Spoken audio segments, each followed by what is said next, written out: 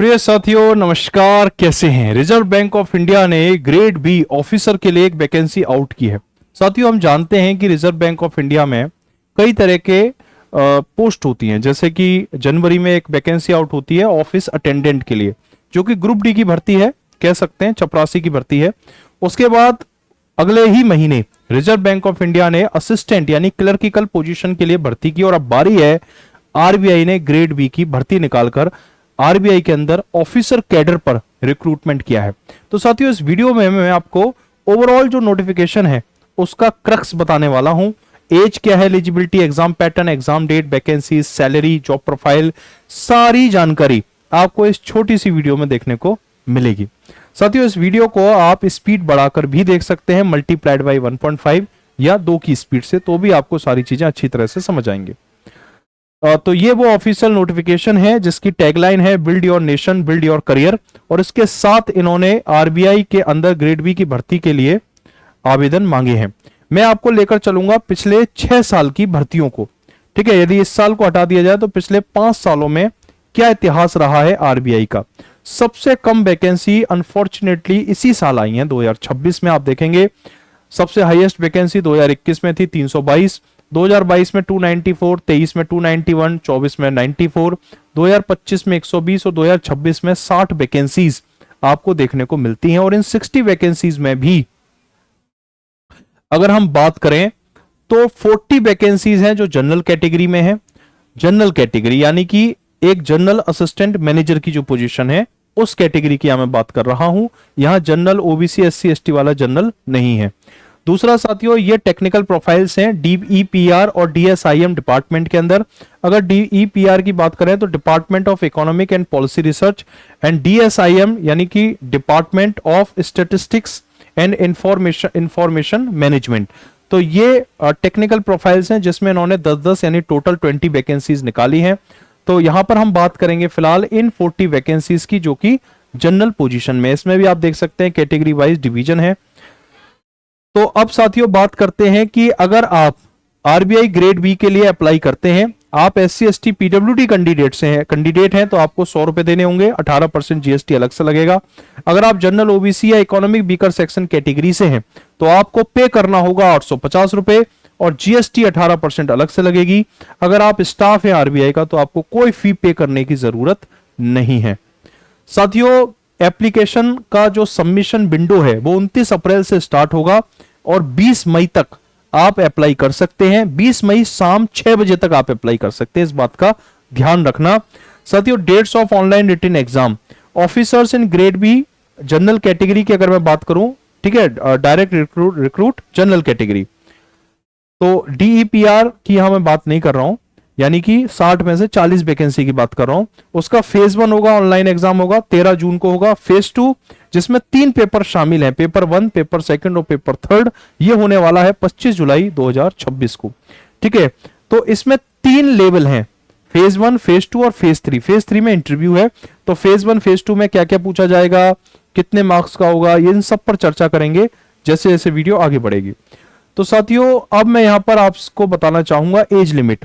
आपकी minimum age 21 साल होनी चाहिए और मैक्सिमम एज 30 साल होनी चाहिए। और एज को भी ये कंसीडर करेंगे, एज का जो कट ऑफ है वो 1 अप्रैल 2026 के हिसाब से, 1 अप्रैल 2026। इन्होंने क्लियरली मेंशन किया है कि अगर आपका जन्म 2 अप्रैल 1996 से पहले हुआ है तो आप फॉर्म नहीं भर सकते। अगर आपका जन्म 1 अप्रैल 2005 के बाद हुआ है तो भी आप फॉर्म नहीं भर सकते। लेकिन आपका जो बर्थ है वो 2 अप्रैल 1996 को ही हुआ है या फिर 1 अप्रैल 2005 को ही हुआ है तो भी आप फॉर्म को भर सकते हो। तो उस स्थिति में फॉर्म को भर सकते हो। अगर इन तारीखों से आगे पीछे है तो आप नहीं फॉर्म भर सकते।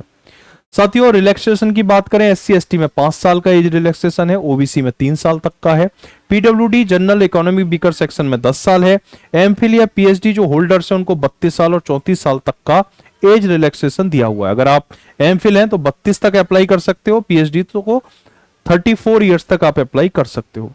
साथियों एजुकेशन क्वालिफिकेशन में अगर आप सिंपल ग्रेजुएशन होना चाहिए, अगर general economic weaker section OBC से हो तो आपको मिनिमम 60% मार्क्स के साथ ग्रेजुएशन आपका कंप्लीट हो। अगर आप SC ST या PWD से हैं तो आपका मिनिमम 50% के साथ ग्रेजुएशन होना चाहिए। पोस्ट ग्रेजुएशन में आप देख पा रहे हैं general economy weaker section OBC category में 55 है, SC ST PWD में जस्ट पासिंग मार्क्स हैं। अगर आपने पास कर लिया तो भी आप अप्लाई कर सकते हो। साथियों, कौन कौन सी डिग्री की रिक्वायरमेंट है? ठीक है, आपका ग्रेजुएशन होना चाहिए, 3 साल का कंप्लीट ग्रेजुएशन होना चाहिए। पोस्ट ग्रेजुएशन अगर आपका है तो वो कंप्लीट होना चाहिए 2 साल का रिकॉग्नाइज यूनिवर्सिटी से।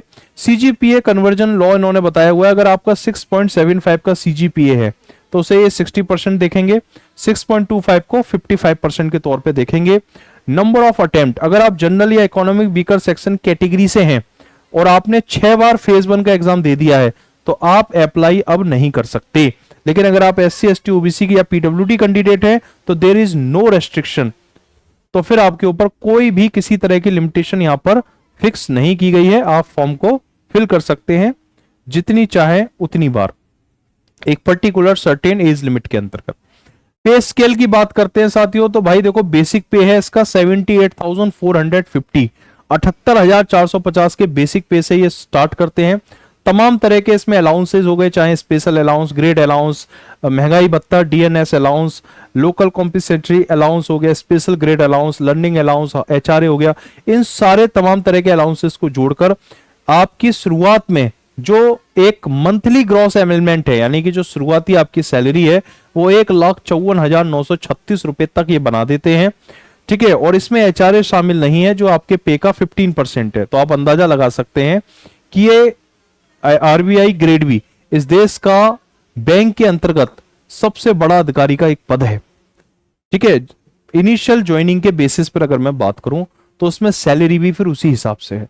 ठीक है, तो सैलरी की शुरुआत ये कर रहे हैं 1.5 लाख रुपए महीने से, और आप देखेंगे कि 78,450 तो बेसिक पे है, और इसमें तमाम तरह के जब आपके प्रमोशन होते चले जाते हैं तो आपका बेसिक पे ही 16 साल बाद 1,41,600 रुपए में कन्वर्ट हो जाता है बेसिक पे, जिसमें अगर अलाउंसेस वगैरह अगर मैंने ऐड कर दिया तो यही बेसिक पे 2 लाख पार कर जाएगा, और ये करंट महंगाई के हिसाब से है। तमाम तरह के पे कमीशन लगते हैं तो सैलरी अपने आप ही हाइक होती है। तो आप समझ सकते हैं कि शुरुआत बहुत धमाकेदार है। आगे साथियों बात करते हैं कि ये एक बेसिक पे स्लिप है जिसमें आप देख सकते हैं कि बेसिक पे है 78,450 रुपी का। उसके बाद इस बेसिक पे में तमाम तरह के अलाउंसेस जोड़े गए हैं, जैसे ग्रेड अलाउंस 11,500 का, महंगाई भत्ता जोड़ा गया है 23,986 का। तो इस तरह से ये टोटल बनता है ग्रॉस पे 1,54,936। कुछ डिडक्शंस भी होती हैं लगभग 31,500 रुपए की। इस डिडक्शन में जैसे आप देख रहे हैं NPS कॉन्ट्रीब्यूशन अमाउंट है 10,792, 10,792। ये वो अमाउंट है जो रिटायरमेंट के बाद आपको मिल जाता है। ठीक है, बहुत सारा ऐसा अमाउंट भी है जो आपके फंड में जमा होता है। ठीक है, अब बाकी इसमें इनकम टैक्स वगैरह में आपको भी पैसा देना पड़ेगा, स्पोर्ट्स क्लब मेंबरशिप है वहां आपको पेमेंट देना पड़ेगा। तो आप यहां पर देख सकते हैं कि तमाम तरह के डिडक्शन के साथ भी 31,554 का ओवरऑल डिडक्शन यहां पर बनता है। साथियों अगर बात करते हैं प्रमोशंस की तो आप यहां पर देख सकते हैं असिस्टेंट मैनेजर से आपकी ज्वाइनिंग होती है। प्रमोशन के बाद प्रमोट होते हुए manager, assistant general manager, AGM, DGM, GM, chief CGM की पोजीशन तक जाते हैं, और उससे होते हुए principal, chief general manager, executive director, deputy governor और गवर्नर तक आप पहुंच सकते हो। गवर्नर यानी बैंक के अंदर, रिजर्व बैंक ऑफ इंडिया का गवर्नर वो व्यक्ति जो आपके नोट पर सिग्नेचर करता है। तो आप सोचिए कितना बड़ा पद है। इस देश के RBI के गवर्नर की पोजीशन तक आप इस ग्रेड बी की जॉब से पहुंच सकते हो। अगर आपने कड़ी मेहनत की, आपने मेहनत से काम किया तो निश्चित रूप से प्रमोशन के साथ आप जा सकते हो। साथियों अब मैं बताता हूं एग्जाम के बारे में। देखिए इसमें 2 फेजेस में एग्जाम होगा, फेज 1, फेज 2, और तीसरी फेज में आपका इंटरव्यू होगा। फेज 1 200 नंबर का एक सिंगल पेपर होगा, 200 नंबर का। एग्जाम होगा 13 जून 2026 को। ठीक है, और अगर हम बात करें इस एग्जामिनेशन में तो इसमें टोटल 4 सब्जेक्ट पूछे जाएंगे, GA, इंग्लिश, क्वांट और रीजनिंग। जो पेपर 1 होगा यानी फेज 1 होगा ये पूरी तरह से क्वालिफाइंग है। ये पूरी तरह से क्या है? क्वालिफाइंग, यानी इसके मार्क्स आपकी फाइनल मेरिट में ऐड नहीं होंगे। आईबीपीएस, एसबीआई, आरबीआई जैसे एग्जाम्स में, आईबीपीएस, एसबीआई या आरआरबी जैसे एग्जाम्स में, ठीक है, चाहे वो क्लर्क हो या पीओ, वहां मेंस में जो पूछते हैं वो आरबीआई ग्रेड बी के प्रीलिम्स में पूछते हैं। ये प्रीलिम्स है, इसको वो प्रीलिम्स नाम ना देकर फेज 1 नाम दे रहे हैं। ठीक है, तो इस फेज 1 में क्या क्या चीजें हैं साथियों, इस पर बात कर लेते हैं। देखिए, आपका जो फेज 1 का एग्जाम होगा ये 2 घंटे का होगा, 120 मिनट्स का एग्जाम होगा। Separate time will be allotted for each test, यानी कि जो चारों टेस्ट हैं इनके लिए सेपरेट टाइमिंग होगी। सेक्शनल कट ऑफ भी रहेगी, सेक्शनल टाइमिंग भी रहेगी। उन्होंने क्लियरली मेंशन कर दिया है, candidate have to secure minimum separately for each test as well as in aggregate. यानी कि मैं जो कुछ इसमें लिखा हुआ है इसे एक बार ब्रीफ कर देता हूं। जो फेज 1 का एग्जाम है ये 200 नंबर का होगा, सिंगल एग्जाम होगा, 13 जून को होगा, क्वालिफाइंग होगा। इसमें 4 सब्जेक्ट पूछे जाएंगे, जीए, इंग्लिश, क्वांट और रीजनिंग। इन 4 सब्जेक्ट के लिए सेक्शनल टाइमिंग होगी, यानी हर सेक्शन के लिए एक पर्टिकुलर टाइम फिक्स होगा। पूरा पेपर 2 घंटे का होगा फेज 1 का। और साथियों, आपको चारों टेस्ट को पास करना है इंडिविजुअली, और ओवरऑल जो फेज 1 का एग्रीगेट है वो भी पास करना है। तो सेक्शनल कट ऑफ भी है, सेक्शनल टाइमिंग भी है, 2 घंटे का ओवरऑल फेज 1 का पेपर है। साथियों, जब आप फेज 1 को क्वालिफाई करते हैं उसके बाद जाते हैं आप फेज 2 की तरफ। अगर मैं बात करूं फेज 2, तो इसमें 3 पेपर होंगे। फेज 2 के बेसिस पर आपकी फाइनल मेरिट बनेगी, फेज 2 और इंटरव्यू के बेसिस पर। ठीक है, तो फेज 2 भी कोई नॉर्मल पेपर नहीं है, इसमें 3 पेपर होंगे अलग अलग। Paper 1 economic and social issues पर बेस्ड होगा, 50% ऑब्जेक्टिव टेस्ट आएगा, 50% डिस्क्रिप्टिव टाइप का ये रहेगा। ओवरऑल 2 घंटे का पेपर होगा पेपर 1, जो 100 मार्क्स का रहेगा। साथियों, जब आप पेपर 1 दे देंगे उसके बाद पेपर 2 होगा इंग्लिश राइटिंग स्किल, इसमें आपका टेस्ट किया जाएगा। 1.5 घंटे का ये पेपर होगा और 100 मार्क्स के लिए पेपर होगा। 3 क्वेश्चन इसमें पूछे जाएंगे। आगे बात करता हूं पेपर 3 की, जनरल फाइनेंस एंड मैनेजमेंट पर बेस्ड ये पेपर होगा। 30 मिनट का टाइम मिलेगा ऑब्जेक्टिव टाइप के लिए और 90 मिनट का टाइम मिलेगा डिस्क्रिप्टिव। 1.5 घंटे का टाइमिंग है डिस्क्रिप्टिव टाइप के लिए। और ओवरऑल ये जो पेपर रहेगा आपका जनरल फाइनेंस एंड मैनेजमेंट, ये भी आपका 100 मार्क्स का होगा। तो फेज 2 की अगर मैं बात करूं तो 3 पेपर हैं, तीनों ही पेपर 100 मार्क्स के हैं। Economic and social issues, English writing skills, general finance and management. इसमें कहीं भी क्वांट और रीजनिंग आपको नहीं दिख रहा, जिस तरह आप देखते हैं आईबीपीएस पीओ में, एसबीआई पीओ में, उनके मेंस में देखते हो, क्लर्क के मेंस में देखते हो आप कि भाई क्वांट रीजनिंग का दबदबा रहता है। ठीक है, लेकिन यहां इन्होंने क्वांट रीजनिंग को प्रीलिम्स में ही साफ कर दिया। क्वांट रीजनिंग सिर्फ प्रीलिम्स तक है, मेंस में कोई रोल नहीं है क्वांट रीजनिंग का। पूरी तरह से जीएस को पूछा है, इंग्लिश को पूछा, 100 मार्क्स की इंग्लिश है आरबीआई ग्रेड बी मेंस में। ठीक है, और paper 3 general finance and management. तो ये है आपका फेज 2। साथियों, फिर उसके बाद आता है इंटरव्यू।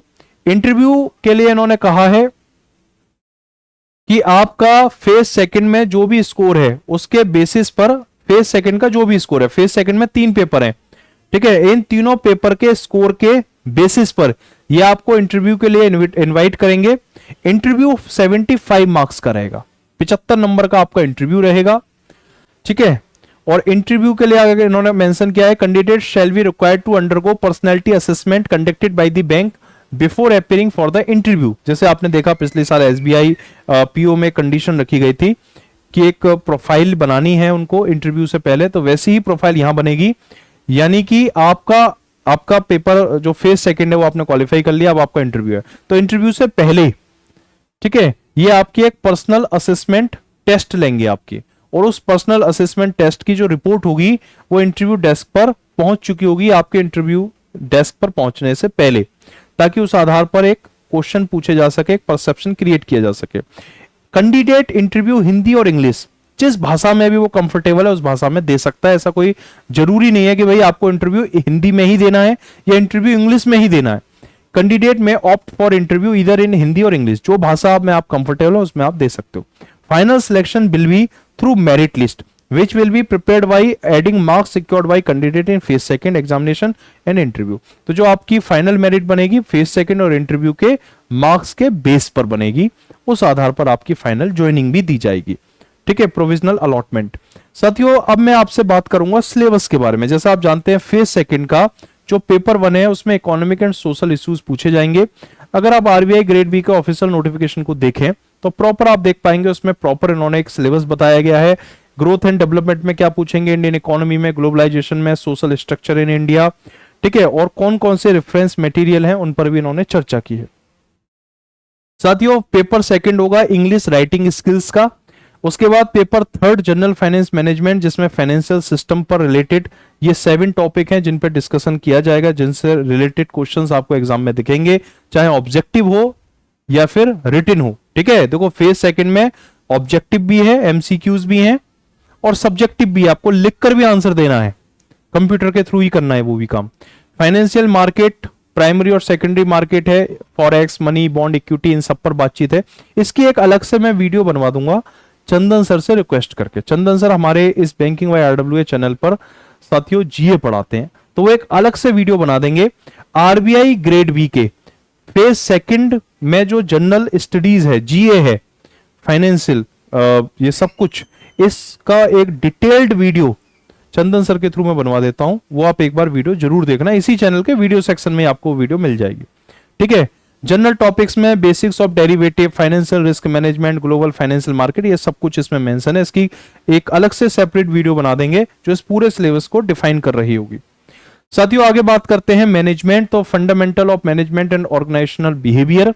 ठीक है, इसमें पर्सनैलिटी की मीनिंग क्या है, फैक्टर्स कौन कौन सा अफेक्ट करते हैं, ऑर्गेनाइजेशन में बिहेव कैसा करना चाहिए, बिग 5 मॉडल्स ऑफ पर्सनैलिटी। तो बेसिकली बीबीए और एमबीए में जो आप पढ़ते हैं वो उसको एज यहाँ पर शामिल किया गया है। लीडरशिप को लेकर यहाँ पर बातचीत की गई है, क्योंकि ग्रेड बी जो पद है ये ऑफिसर स्किल पद है, तो एक ऑफिसर के अंदर लीडरशिप क्वालिटी होनी चाहिए। तो लीडरशिप क्वालिटी से रिलेटेड जो थ्योरेटिकल पोर्शन है उसको भी इन्होंने यहाँ पर स्पेसिफिकली मेंशन किया हुआ है।